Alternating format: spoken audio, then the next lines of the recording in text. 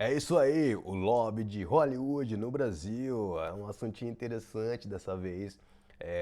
Fiz aqui uma pesquisa de material, li acervos de jornais, né, principalmente Estadão e Folha de São Paulo, para poder entender esse caso. Porque eu sempre usava essa cartada, né, sempre usam essa cartada ainda, você vai ver.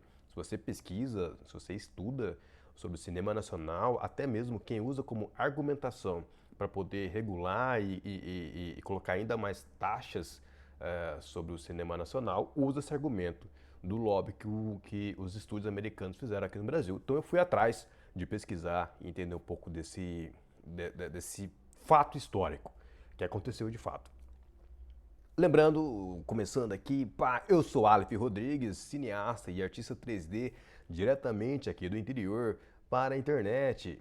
E recadinhos aqui, vou mostrar para vocês a minha produtora, a Luf Pictures, né? Caso você tenha assim, uma empresa, uma agência, você precisa produzir algum conteúdo para o seu cliente ou para o seu marketing e tudo mais, você pode entrar em contato aqui com a gente, né? Fazemos os filmes inteiramente animação, você pode olhar aqui esse institucional que fizemos para Shopsmith, lá dos Estados Unidos, United States of America.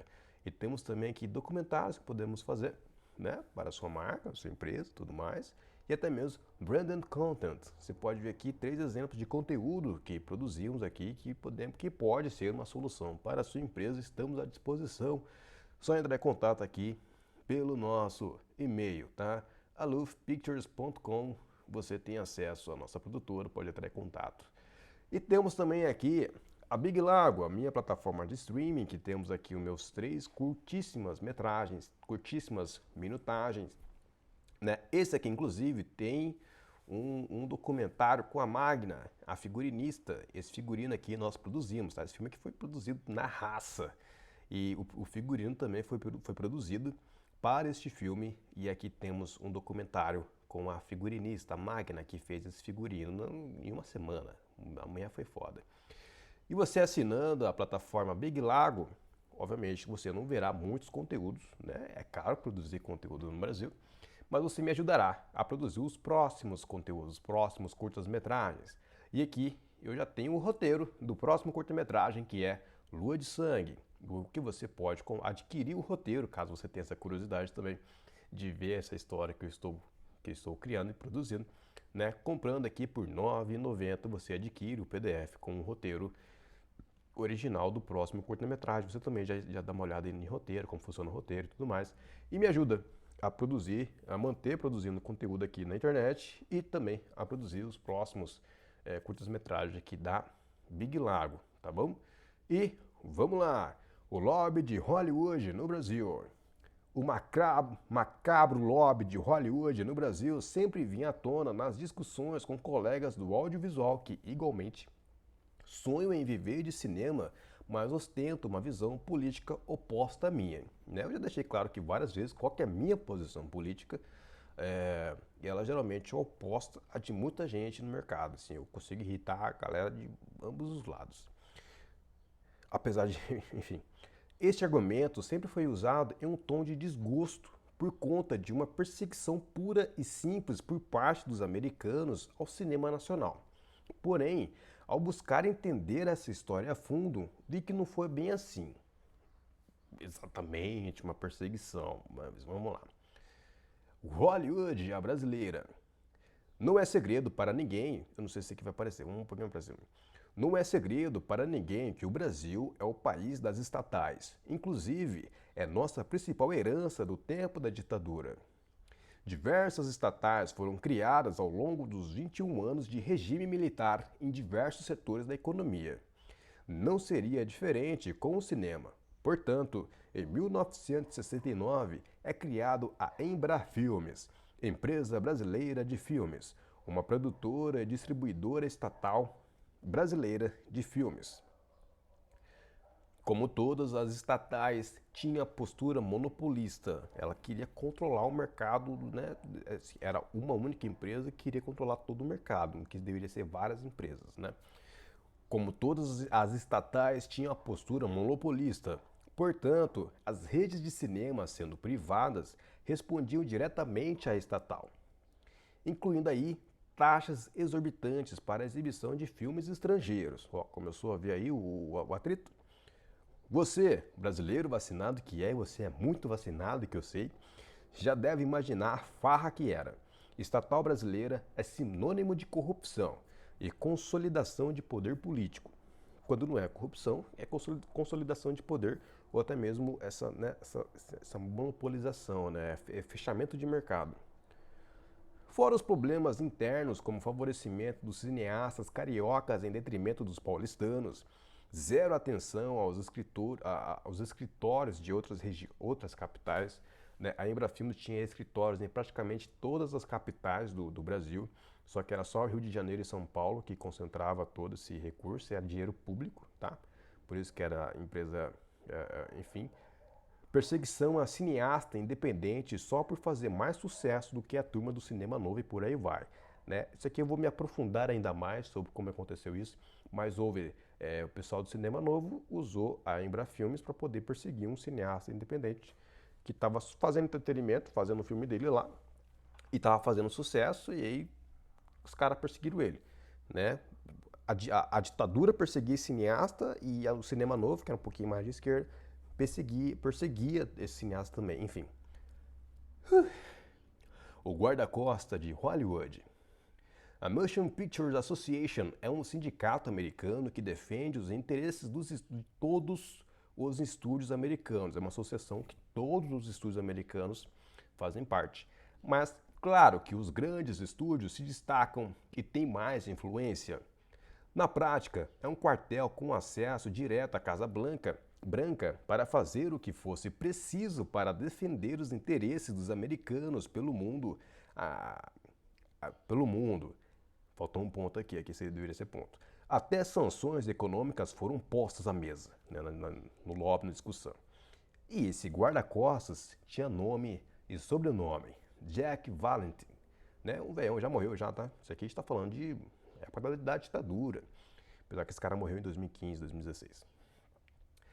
Valente tinha 2 missões básicas fora dos Estados Unidos. Nos Estados Unidos ele era muito forte, tá? Foi esse cara que estabeleceu a faixa etária, a data indicativa lá, a idade indicativa lá, caramba. A censura por idade, né? Você tem os 18, né? 18, esse filme para 18 anos, esse filme para 17 anos, esse filme para 16 anos, esse filme é para 10 anos. Essa classificação foi o Jack Valenti que definiu nos Estados Unidos. Né? Isso é uma espécie de censura lá, que uma galera defende como censura. Não é uma política do governo americano, é uma política dessa MPA, da Motion Pictures Association da América. Enfim, não vem ao caso agora.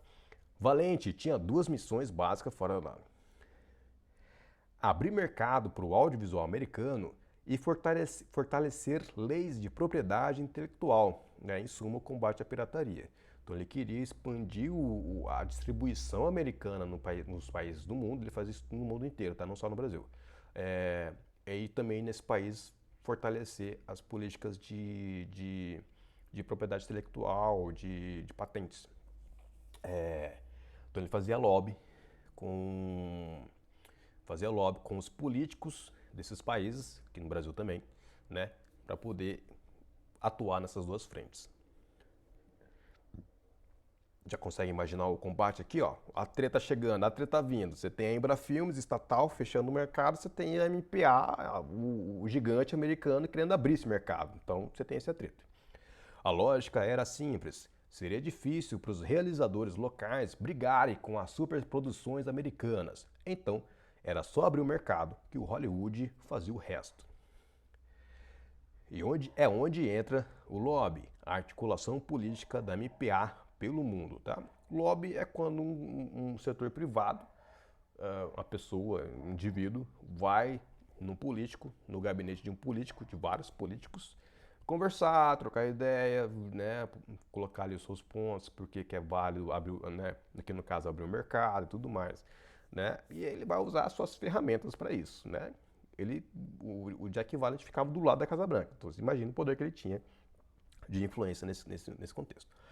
É nesse contexto que, em 1990, o então presidente da República, Fernando Collor de Mello, simplesmente extingue a Embrafilmes. Ela deixa de existir, tá? Sim, finish, morreu, não existe mais a empresa. Sua privatização nem foi discutida, como ocorreu com outras estatais na época.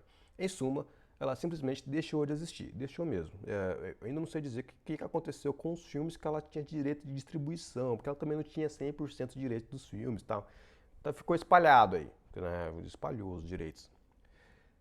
E aqui agora entra a Guerra Fria do audiovisual brasileiro. De lá para cá acontece que o que toma a liberdade de chamar de Guerra Fria do audiovisual. De um lado, coletivistas lutando para fechar cada vez mais o audiovisual nacional, com uma importante vitória antes da virada do milênio, que é a instauração da Ancine, que na prática foi a volta da Embrafilmes, mas com menos poder.